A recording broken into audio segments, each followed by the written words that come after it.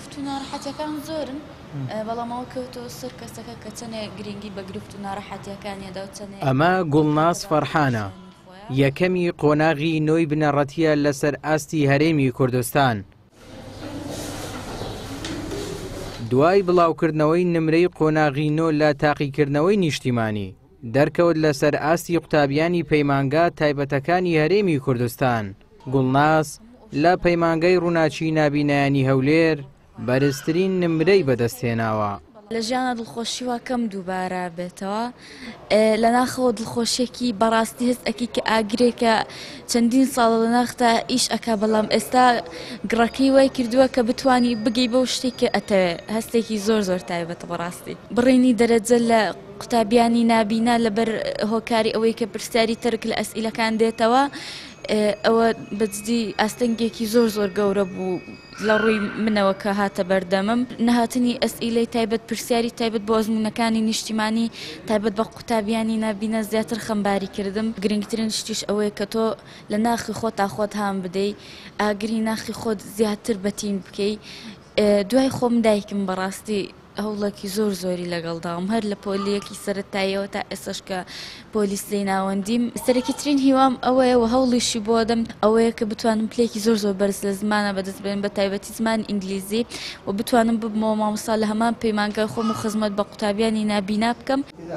باوکو و دایکی گوڵناز زۆر دڵخۆشن بەوەی کچەکەیان توانیویەتی پلەی یەکەم بەدەست بهێنێت و دەڵێن ئێمەش هەمیشە هاوکاری بووین. وەک دایکێک یعنی هەستێکی زۆر زۆر تایبەتم هەیە کە کچەکەم یەکەمی سەر ئاستی هەرێم بووە سەر بە وەزارەتی کارباری کۆمەڵایەتی هیوادارم لە داهاتووە بێتە ئەو شتێک کە خۆی حەزیلەیەتی ئەو نمرەیە بەدەست بێنە لە پۆلی 6 کە خۆی حەزیلەیەتی ئینشاءڵڵا هیوای داهاتوویەکی گەشمان پێیەتی. سەرتا زۆر سپاس بۆ خوای گەورە کە کچەکەم توانی پلەی یەکەم بەدەست بێنێ لەسەر ئاستی هەموو پەیمانگاکانی هەرێمی کوردستان.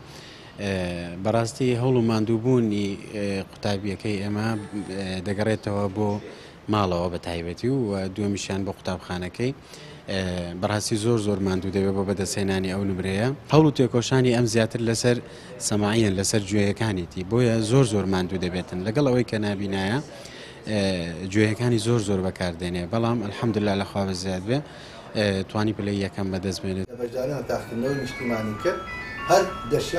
لای خۆیەوە بەڕێوبەری پەیمانگای ڕووناچی نابینایانی هەولێر ئاماژە بەوە دەکا گوڵناز یەکێک بووە لە قوتابیەت چاڵاک و بەتواناکانی پەیمانگاکەیان.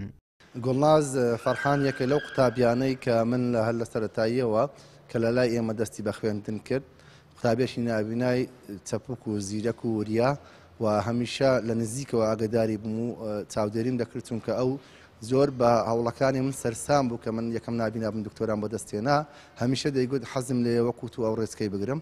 ژیانی من لە کات ئێزمونونەکانی نیشتیمانی وەک ئەوە لە بیابان گوڵناز ڕۆژانە 11 بۆ 12 کاتژمێر کۆششی کردووە بەوەش توانیویەتی ئەو نمرە بەرزە بەدەست بهێنێت هەر ئەوەش بەرهەمی شەونخوونی و هەوڵی گەیشتنە بە پلەی بەرێز.